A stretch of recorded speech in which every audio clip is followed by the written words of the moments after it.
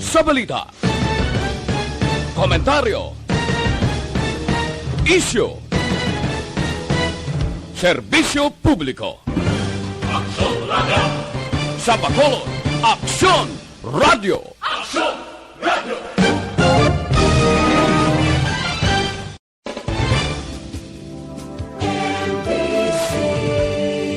Manila Broadcasting Company. Sa balita, komentaryo, isyu, serbisyo publiko. Aksyon Radio! Sa Bacolod, Aksyon Radio! Aksyon Radio!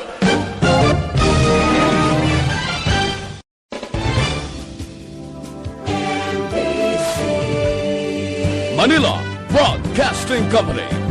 Sa balita, komentaryo, isyu, serbisyo publiko. Aksyon Radio! Sa Bacolod, Aksyon Radio! Aksyon Radio!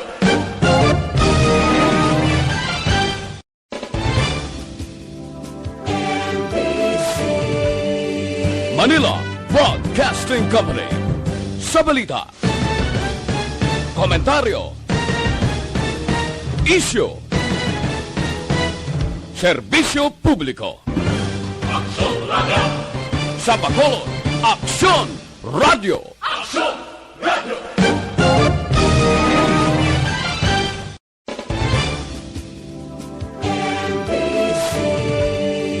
Manila Broadcasting Company.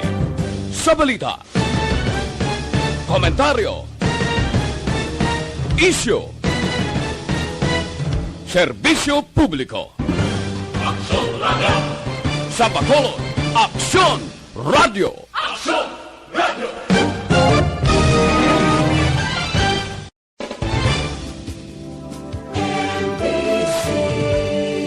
Manila Broadcasting Company. Sa balita, komentaryo, isyu, serbisyo publiko. Aksyon Radio! Sa Bacolod, Aksyon Radio! Aksyon Radio!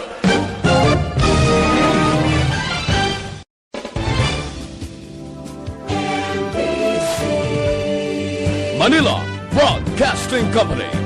Sa balita, komentaryo, isyu, serbisyo publiko. Aksyon Radio! Sa Bacolod, Aksyon Radio! Aksyon Radio!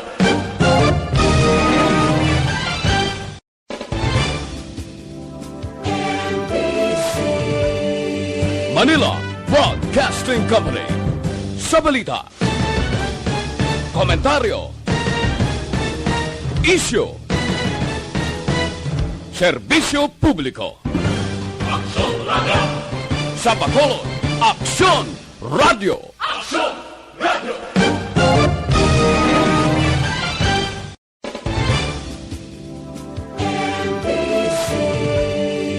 Manila Broadcasting Company. Sa balita, komentaryo, isyu, Aksyon Radio Philippine Standard Time, las 6:37. This time check is brought to you by AC.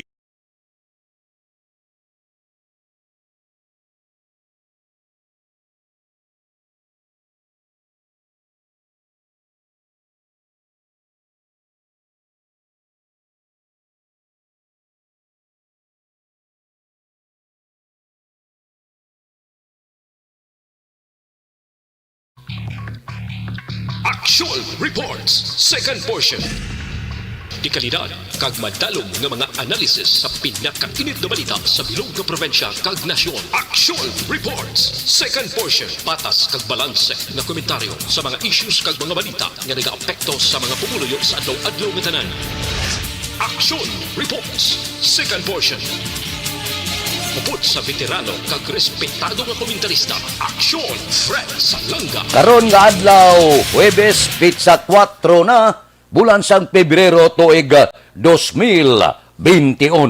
Anano ang mga balita kag mga isyu? Political season malapit na lang mag-file sang Certificate of Candidacy. Gainit na. Ang COMELEC nagatuon subong.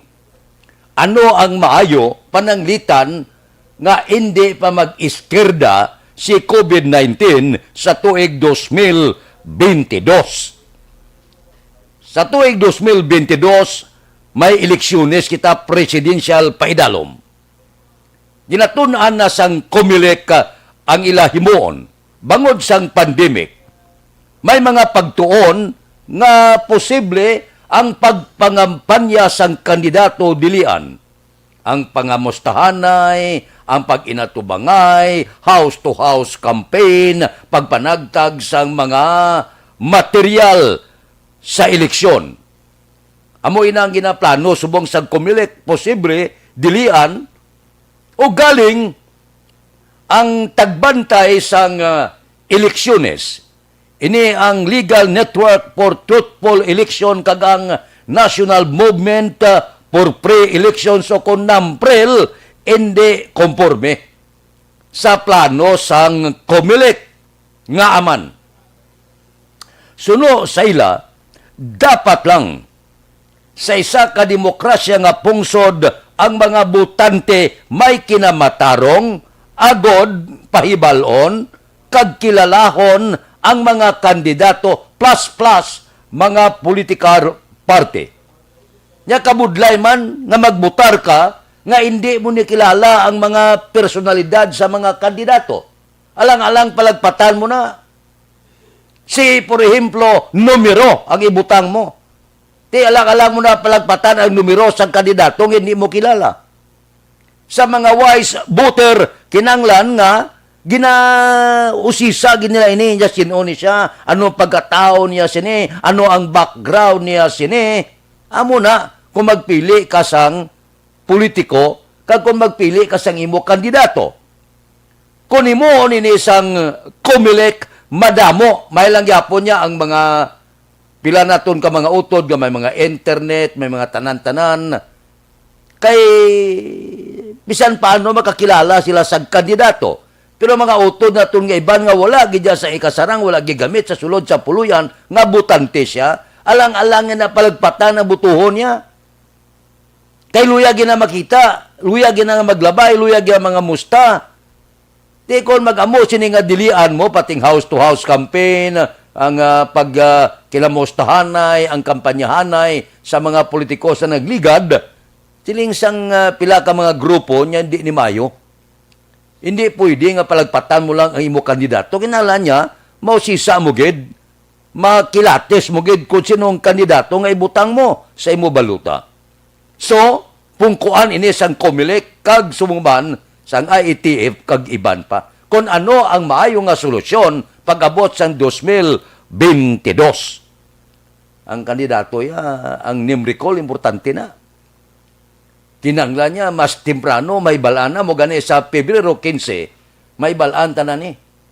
Kung kanday sino nga mga personalidad ang amat-amat magatuhaw na, kag magapapili sa tuig 2022. Si Gobernador Lacson niya nagpalayag na, mapapili siya, pero sila niya, wala man siya kabalo, kag kung sinong mangin kasumpong niya, sa palaabuton nga politika. So, amo ini, no? Hindi man konforme ang pila ka mga grupo nga nagabantay sa eleksyones nga punggan ang pagpakilala sa mga kandidato. Kung ano ang ila sinimambalan, kung ano ang ila makasugtan. Hulaton tayo na kung paano patigayunon ang eleksyones sa tuig 2022. Kung may pandemic, anong matabo? Pwede bala? 1, 2, 3 kadlaw nga eleksyon. Kung maglawig 3 kadlaw, por Diyos, por Santo, nakulbaan ka gani sa isa lang kadlaw, himuon mo pa 3 kadlaw. Ano ayan ang matabo sa sulod sa 3 kadlaw? Siling ko kahapon, delikado ang tion sang eleksyon. Kung subong may pandemic, may COVID-19 kita. Kung palawigon tang eleksyon 3 kadlaw, basi magtuhaw ang balatian nga diabetes. Aksyon Radio Philippine Standard Time, alas 6:43. Mabalik kami pagkatapos ini.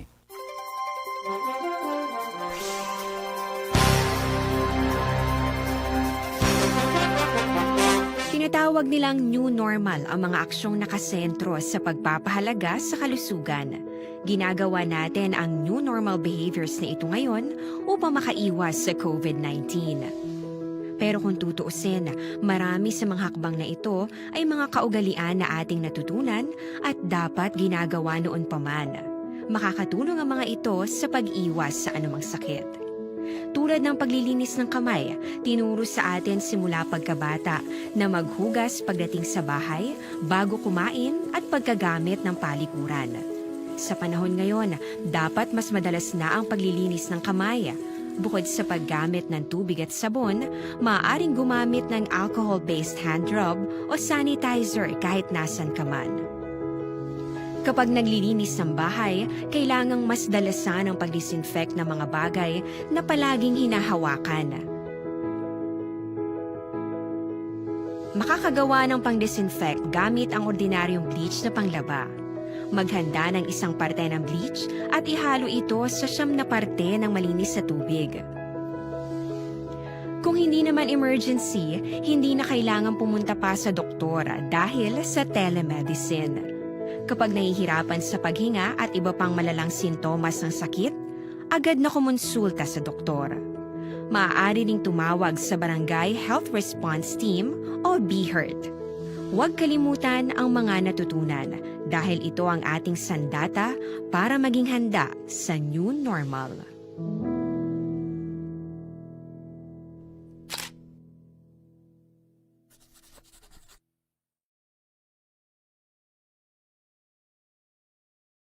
Tinatawag nilang new normal ang mga aksyong nakasentro sa pagpapahalaga sa kalusugan. Ginagawa natin ang new normal behaviors na ito ngayon upang makaiwas sa COVID-19. Pero kung tutuusin, marami sa mga hakbang na ito ay mga kaugalian na ating natutunan at dapat ginagawa noon pa man. Makakatulong ang mga ito sa pag-iwas sa anumang sakit. Tulad ng paglilinis ng kamay, tinuro sa atin simula pagkabata na maghugas pagdating sa bahay, bago kumain at pagkagamit ng palikuran. Sa panahon ngayon, dapat mas madalas na ang paglilinis ng kamay. Bukod sa paggamit ng tubig at sabon, maaaring gumamit ng alcohol-based hand rub o sanitizer kahit nasan ka man. Kapag naglilinis ng bahay, kailangang mas dalasan ang pag-disinfect ng mga bagay na palaging hinahawakan. Makakagawa ng pang-disinfect gamit ang ordinaryong bleach na panglaba. Maghanda ng isang parte ng bleach at ihalo ito sa 9 na parte ng malinis na tubig. Kung hindi naman emergency, hindi na kailangan pumunta pa sa doktor dahil sa telemedicine. Kapag nahihirapan sa paghinga at iba pang malalang sintomas ng sakit, agad na kumonsulta sa doktor. Maaari ding tumawag sa Barangay Health Response Team o BHERT. Huwag kalimutan ang mga natutunan dahil ito ang ating sandata para maging handa sa new normal.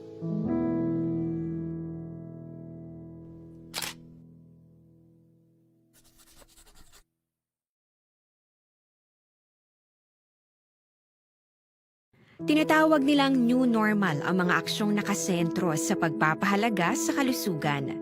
Ginagawa natin ang new normal behaviors na ito ngayon upang makaiwas sa COVID-19.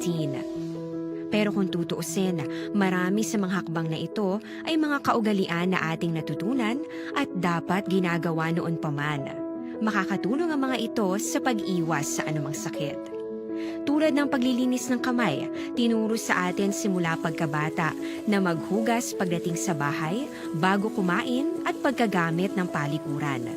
Sa panahon ngayon, dapat mas madalas na ang paglilinis ng kamay. Bukod sa paggamit ng tubig at sabon, maaaring gumamit ng alcohol-based hand rub o sanitizer kahit nasan ka man. Kapag naglilinis ng bahay, kailangang mas dalasan ang pag-disinfect ng mga bagay na palaging hinahawakan. Makakagawa ng pang-disinfect gamit ang ordinaryong bleach na panglaba. Maghanda ng isang parte ng bleach at ihalo ito sa 9 na parte ng malinis na tubig. Kung hindi naman emergency, hindi na kailangan pumunta pa sa doktor dahil sa telemedicine. kapag nahihirapan sa paghinga at iba pang malalang So, sintomas. Philippine Standard Time, las 6:48 na, panumdum lang, hindi paggalimtan, diti.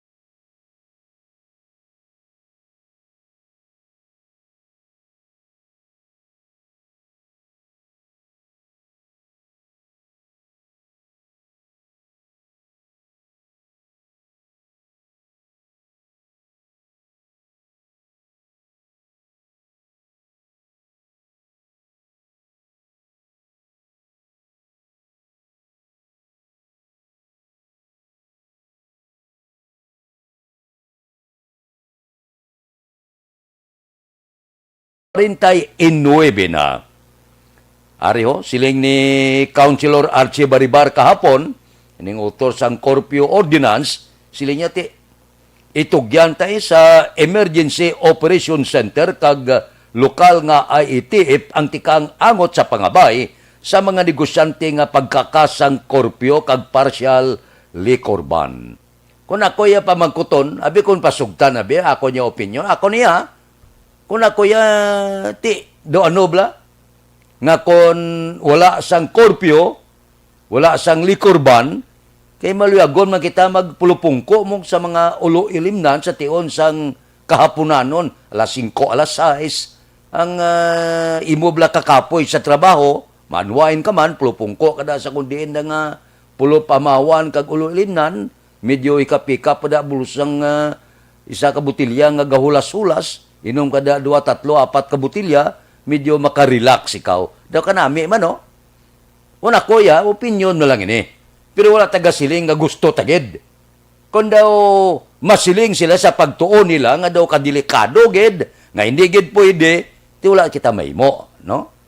Sundon ta, kung ano ang ginapakamayo sang mas madamo, mayoriya magsiling abi, mamiting sila abi ang Emergency Operation Center kag lokal nga ITF, tun-an nila nya ti okay man ang pangabay sa mga negosyante. Pero kung imuon tani, nya base bala kung imbes nga nagapadulong na kita sa daw nulo normal gawa, base magbalik naman kita sa uno. Amo na nga mga plastada. So depende niya.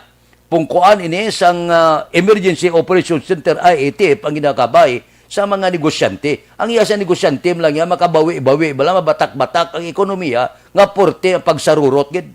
Hindi magwanta mo pamigado. Di siya nga negosyante makagwanta da kung wala ka pimiya customer. Sigihon mo ginegosyo nga mapututikoy ka, nagsirira na ganing iban nga mga hotel kay wala na gid. Wala sa masulod, wala pangsyon, wala tanan.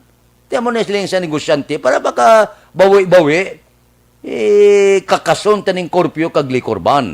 Makabawi-bawi ang negosyante bala. Te kung wala sang Corpio, wala liquor ban, te palo ka naman sa mga kauturan na to, tapos opisina, makadto na sila ya, kag magtipon-tipon na ka mag-inom-inom, medyo happy-happy time, kapoy sa trabaho, no? Amo lang ina. Kung ako yung pasugtan, ti okay ko, kiti muliagon to kadaan niya magpulupungko, makundida mo. Nga mga lugar nga pulupataway, magkita, pulo panusuman ka mag-inom-inom. Pero, wala kuya ginaluso ang luyag ko. Isande kuya sa mayuriya, kung anong pinakamaayo, sunod kita. Amo na yung akong tindog. Tilang taon ta, kung bala, hatag ini, sang mga opisyal na to sa Bacolod, ang ginapangabay ka ginaalungay sa mga negosyante nga kung mahimo para makatulutibawa sila sa ila sinikapirdihan sa negosyo, kakason ang liquor ban, kag kakason ang Corpio. Depende na. Ang talsa katao maiyaman niya nga tinindugan, kag sumuman isandig ka na sa mga opisyal na ton kung anong makapaayo sa to, sunod lang kita Kung kakason nilang Corpio kag liquor ban, para sa kon mayuman. Sa nasiling ko na, sandig ina sila pagtuon. Kung ano ang desisyon sang mayoriya, upod lang kita. Aksyon Radio Philippine Standard Time, Lasay 53. Mabalik kami pagkatapos ini.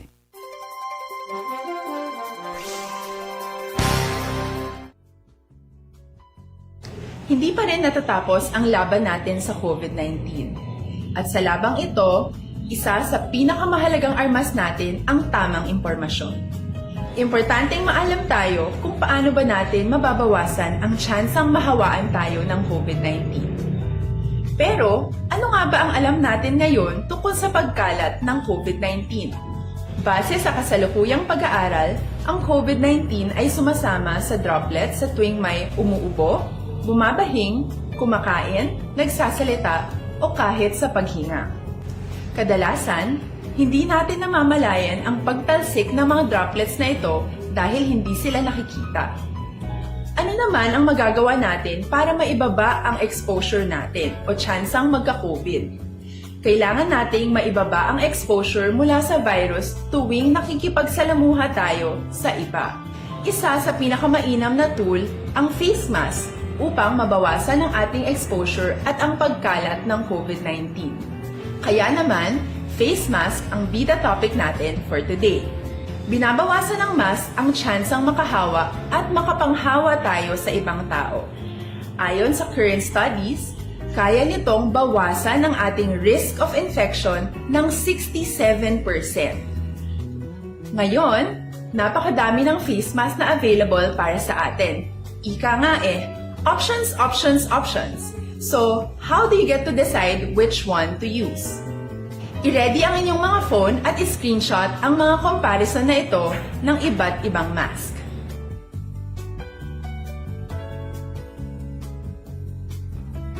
Ngayon, alam na natin na maaari tayong gumamit ng cloth mask. Alalahanin po na hindi pwedeng i-side A at side B ang cloth mask. Labhan ito araw-araw gamit ang maligamgam na tubig, detergent at bleach. Para naman po sa mga medical or surgical mask, tandaan na hindi ito maaaring i-recycle. Itapon na ito pag madumi na, basa na, o gamit na. Samantala, ilaan naman po natin ang mga N95 mask para sa ating mga healthcare workers na patuloy na nakikipaglaban sa COVID-19. Huwag din po nating kalimutan na hindi natin nirerekomenda ang paggamit ng N95 respirators with valve. Habang kaya nitong protektahan ka sa virus, hindi naman ito mapoprotektahan ang mga tao sa paligid mo, lalo na kung may sakit ka. Of course, face masks are not enough to protect us. It should still be coupled with other preventive measures. According to studies, kung magsuot ka lang ng mask at didistansya ng at least 1 metrong layo sa iba, mababawasan na agad ang tsansa mong makahawa at mahawaan, kaya ituloy lang natin ang pagprotekta sa ating mga frontliners at komunidad sa pamamagitan ng pagiging bida. Aksyon Radio Philippine Standard Time, Lasay 56. Ang kagaw daw upod na sa aton pangabuhi. Amo gani nga kung magpili makamusang gamit nyo, pilion nyo man. Ini balang mga gamit nga gamiton ninyo may mga antibiotic pangdipinsa sa kagaw, viruses kag bakterya. Ehemplo habon abi. Di kinanglan ang habon may pangdipinsa sa kagaw. Kag inang habon magamit nyo ini kung magbakal kamo sang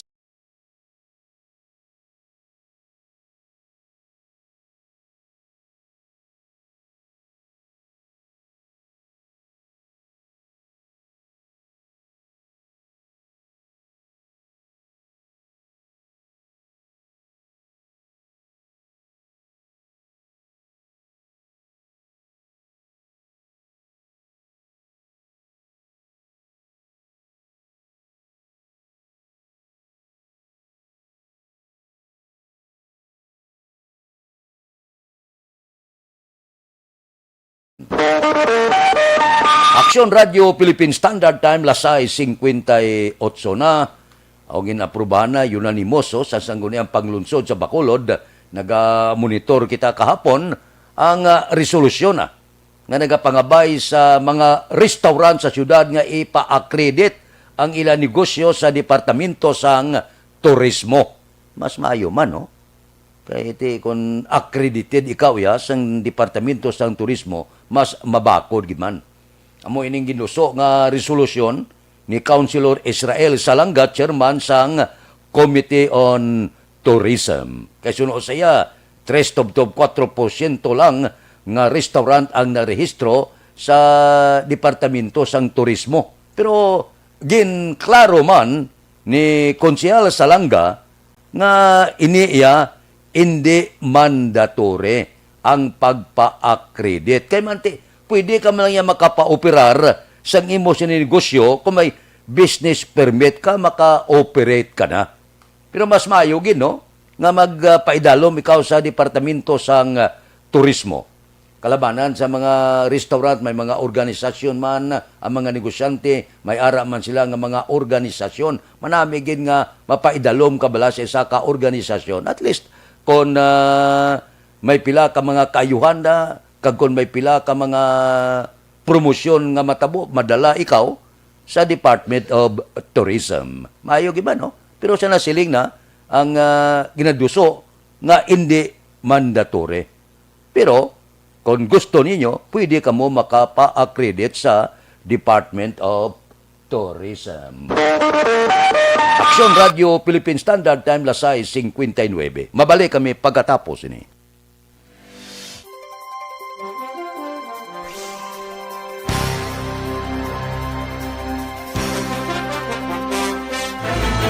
Don't just throw away questions and statements. Kasma ng aton siring nga Facebook page pagiya sa Aksyon Radio.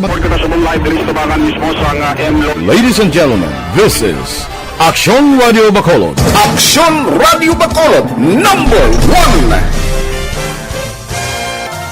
Nagpanguna ang Aksyon Radio Bacolod sa pinakaulihing survey sang Nielsen nga kakuha sang commanding radio station share para sa fourth quarter sang tuig 2020. Kami nagapasalamat sa aton mga kaaksyon sa padayon nga pagsalig kag pagsuporta. DYEZ Aksyon Radio Bacolod #1 with 40.10% radio station share. Number 2, Bombo Radio, 38.70%. Number 3, RMN Bacolod, 14.50%. Aksyon Radio Bacolod #1. During this crisis, the result of the survey proves that Aksyon Radio Bacolod serves the public best and will continue to give you the best broadcasting activities. Madamo nga salamat mga kaaksyon for making us #1. Aksyon Radio Bacolod #1. Don't just throw away questions and statements. Kasma ng aton siring nga Facebook page pagiya sa Aksyon Radio. Ladies and gentlemen, this is Aksyon Radio Bacolod. Aksyon Radio Bacolod #1. Nagpanguna ang Aksyon Radio Bacolod sa pinakaulihing survey sang Nielsen nga kakuha sang commanding radio station share para sa fourth quarter sang tuig 2020. Kami nagapasalamat sa aton mga kaaksyon sa padayon nga pagsalig kag pagsuporta. DYEZ Aksyon Radio Bacolod #1 with 40.10% radio station share. Number 2, Bombo Radio, 38.70%. Number 3, RMN Bacolod, 14.50%. Aksyon Radio Bacolod #1. During this crisis, the result of the survey proves that Aksyon Radio Bacolod serves the public best and will continue to give you the best broadcasting activities. Madamo nga salamat mga kaaksyon for making us #1. Aksyon Radio Bacolod #1.